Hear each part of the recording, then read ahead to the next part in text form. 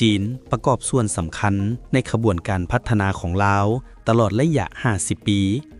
ในโอกาสวันชาติสปป.ลาวครบรอบ 50 ปี 2/12/1975 ถึง 2/12/2025 ท่านสมพร ศรีเจริญ เอกอัครราชทูตแห่งสปป.ลาวประจำสปป.จีน ได้ให้สัมภาษณ์ต่อนักข่าวแผนกภาษาลาวของวิทยุโทรภาพศูนย์กลางจีน CMG อยู่สถานทูตลาวที่นครหลวงปักกิ่งในวันที่ 25 พฤศจิกายน 2025 ว่าผลสำเร็จอันใหญ่หลวงที่สุดภายหลังประเทศชาติได้รับการปลดปล่อยตลอดระยะ 50 ปีผ่านมาภายใต้การนำพาชี้นำอันถูกต้องและสลาดส่องใสของพรรคประชาชนปฏิวัติลาวเฮ็ดให้ประเทศลาวกลายเป็นประเทศที่มีเอกราชอย่างสมบูรณ์ประชาชนลาวบรรดาเผ่ามีสิทธิเสรีภาพที่แท้จริงประเทศชาติได้รับการพัฒนาอย่างใหญ่หลวงรอบด้านโฉมหน้าของประเทศมีการเปลี่ยนแปลงใหญ่หลวงรอบด้านโดยเฉพาะภายหลังพรรคประชาชนปฏิวัติลาวได้วางแนวทางเปลี่ยนแปลงใหม่ในปี 1986 เป็นต้นมาเศรษฐกิจสังคมของลาวได้รับการพัฒนาอย่างต่อเนื่องชีวิตการเป็นอยู่ของประชาชนมีการเปลี่ยนแปลงยิ่งกว่านั้นแมนสามารถรักษาได้เสถียรภาพทางด้านการเมืองอย่างหนักแน่น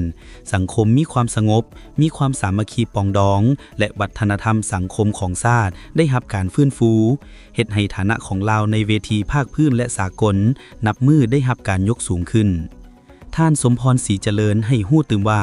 ปัจจุบันสปป.ลาวได้พัวพันกับ151ประเทศมีการพัวพันกับ145พรรคการเมืองใน80กว่าประเทศพร้อมกันนั้นยังได้เป็นสมาชิกขององค์การจัดตั้งสากลหลายกว่า40องค์การล่าสุดในเดือนกันยายน 2025ได้เป็นประเทศสังเกตการณ์ขององค์การร่วมมือเซี่ยงไฮ้แสดงให้เห็นว่าประเทศลาวได้รับผลสำเร็จอันใหญ่หลวงในด้านการปกปักรักษาและสร้างสรรค์พัฒนาประเทศชาติพร้อมนี้การเคลื่อนไหวสากลนับมือได้รับการเปิดกว้างและมีเพื่อนมิตรผู้สนับสนุนทั้งทางใกล้และทางไกลเฮ็ดให้ประเทศลาวมีความสงบโดยพื้นฐานอันนี้แมนจะแจ้งที่สุดถ้าเทียบกับก่อนหน้านั้นซึ่งสปป.ลาวมีความซาบซึ้งยินดีภายใต้การนำพาของพรรคการเข้าร่วมของประชาชนลาวในทั่วสังคมทั้งได้รับการช่วยเหลือจากเพื่อนมิตรทางใกล้และทางไกลเฮ็ดให้ประเทศมีการเปลี่ยนแปลงไปสู่โฉมหน้าใหม่สามารถเว้าได้ว่าในครึ่งศตวรรษผ่านมาสปป.ลาวได้สร้างพื้นฐานอันหนักแน่นหลายด้านที่มีลักษณะพ้นเด่นเพื่อสืบต่อนำพาประเทศชาติก้าวขึ้นสู่จุดหมายการพัฒนาประเทศตามที่พรรคประชาชนปฏิวัติลาวได้วางไว้ท่านสมพร ศรีเจริญยังได้ตีราคาเกี่ยวกับการพัวพันหัวมือรอบด้านระหว่าง2ประเทศลาวจีนนับตั้งแต่การสร้างตั้งสปป.ลาวในระยะ50ปีผ่านมานี้ลาวและจีนมีการพัวพันหัวมือมิตรภาพนำกันมาอย่างยาวนานแต่อันสำคัญแม่นมีชะตากรรมร่วมกัน2ประเทศเคยให้การช่วยเหลือซึ่งกันและกันในระยะต่อสู้คู่ชาติภายหลังประเทศลาวได้รับการปลดปล่อยการพัวพันหัวมือมิตรภาพระบางลาวจีนได้รับการเพิ่มพูนคุณสร้างนับมือเข้าสู่ลวงลึกและมีระดับที่สูงกว่าเก่ากลายเป็นคู่ร่วมรอบด้านมั่นคงยาวนานตามทิศซีดีบ้านใกล้เฮือนเคียงที่ดีเพื่อนมิตรที่ดีสหายที่ดีและคู่ร่วมที่ดีและจากคู่ร่วมรอบด้านมั่นคงยาวนานกลายเป็นคู่ร่วมชะตากรรมในปี 2019 ซึ่งเลขาธิการใหญ่ของ2พรรคได้ลงนามข้อตกลงว่าด้วยการสร้างแผนแม่บทว่าด้วยการสร้างคู่ร่วมชะตากรรมลาวจีนลาวมาฮอดปัจจุบันแมนพวงอยู่ในระยะที่2ของการจัดตั้งปฏิบัติแผนแม่บทดังกล่าวที่มีระยะปฏิบัติแต่ปี 2024 ถึงปี 2028 ซึ่งแสดงให้เห็นว่าการพัวพันร่วมมือระหว่าง2ประเทศนับได้รับการพัฒนาขึ้นสู่ระดับสูงดังที่สหายทองรุ่นศรีสุริตเลขาธิการใหญ่พรรคประชาชนปฏิวัติลาวได้เน้นย้ำในเวลาพบปะกับสหายสีจิ้นผิงเลขาธิการใหญ่พรรคคอมมิวนิสต์จีนว่าการพัวพันร่วมมือระหว่าง2ประเทศแม้นอยู่ในระยะดีที่สุดในประวัติศาสตร์และนำเอาผลประโยชน์นับมือนับหลายขึ้นมาสู่ประชาชน2ชาติและภารกิจการสร้างสาพัฒนาอยู่ใน2ประเทศพวกเฮาสหายสมพร ศรีเจริญยังได้ตีราคาต่อมากผลการจัดตั้งปฏิบัติแผนพัฒนาเศรษฐกิจสังคมแห่งชาติ5ปีครั้งที่14ของจีนตลอดระยะ5ปี 2021 ถึง 2025 ว่าแผนพัฒนาดังกล่าวได้รับผลสำเร็จที่น่าพึงพอใจที่สุดเพราะเป็นการพัฒนาประเทศที่อยู่ในระยะที่บ่ปกติและเป็นระยะที่ยุ่งยากได้ด้วยการนำพาที่เข้มแข็งของพรรคคอมมิวนิสต์จีนที่มีสหายสีจิ้นผิงเป็นแกนกลางบวกกับความสามัคคีของประชา าชนจีนทั่วประเทศที่เป็นกำลังแห่งที่บ่เหือดแห้งได้เฮ็ดให้การพัฒนาเศรษฐกิจของจีนเว้ารวมเว้าเฉพาะการปฏิบัติแผนพัฒนาดังกล่าวบรรลุผลสำเร็จเป็นน่าพึงพอใจเฮ็ดให้จีนสืบต่อได้รับการพัฒนาอย่างต่อเนื่องได้สร้างพื้นฐานสำคัญให้แก่การสืบต่อวางแผนพัฒนา5ปีครั้งที่15ของจีนที่จะมาถึงเพราะแผนพัฒนา5ปีครั้งที่15เป็นแผนพัฒนาที่ได้กำหนดยุทธศาสตร์นำเอาประเทศจีนให้ไปสู่การบรรลุการสร้างสังคมนิยมที่ทันสมัยโดยพึ่งฐานในปี 2035 ซึ่งเป็นข้านหมายสู่สอนสำคัญ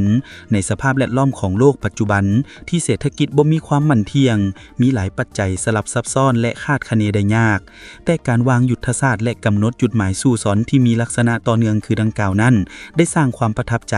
สร้างความเชื่อมั่นให้แก่วงคณะญาติสากล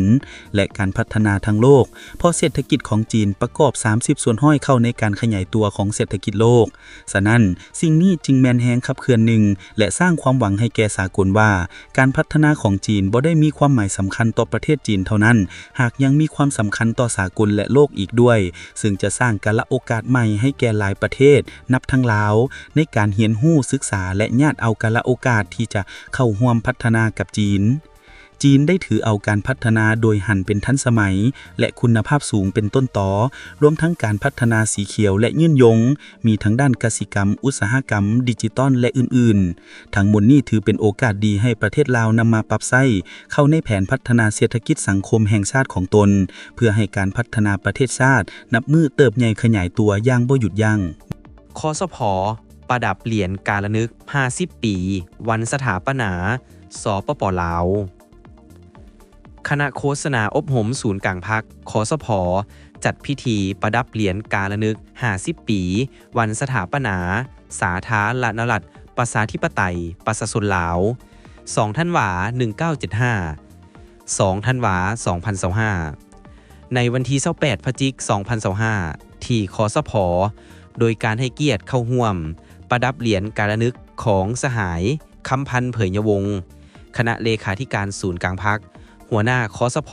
ประธานสภาทฤษฎีศูนย์กลางพรรคสหายลาวเปาส่งณวงไซกรรมการศูนย์กลางพรรคห้องหัวหน้าคสผ.สหายนางวิละวรพันธวงศ์กรรมการประจำพรรคห้องหัวหน้าคสผ.มีห้องคสผ.อดีตพนักงานบำนาญคสผ.พร้อมด้วยพนักงานรัฐกรอ้อมข้างคสผ.เข้าร่วมในพิธีสหายลาวเปาทรงณวงไสกรรมการศูนย์กลางพรรคห้องหัวหน้าคสผ.ได้ผ่านรัฐดำรัสประธานประเทศฉบับเลขที่289ทับปปท.ลงวันที่20พฤศจิกายน2025และผ่านใบมอบสิทธิ์ของนายกรัฐมนตรีฉบับเลขที่246ทับนย.ลงวันที่20พฤศจิกายน2025ผู้ได้รับเหรียญการระลึกครั้งนี้มีทั้งหมด500กว่าสหายหญิง216สหายรวมมีพนักงานประจำการและบำนาญโดยแม่นหัวหน้าคสผ.ห้องคสผ.เปลี่ยนขึ้นประดับการมอบเหรียญการระลึกในครั้งนี้เพื่อแสดงความรู้บุญคุณงามความดีในภารกิจปกปักรักษาและสร้างสรรค์พัฒนาประเทศชาติตลอดระยะ50ผ่านมา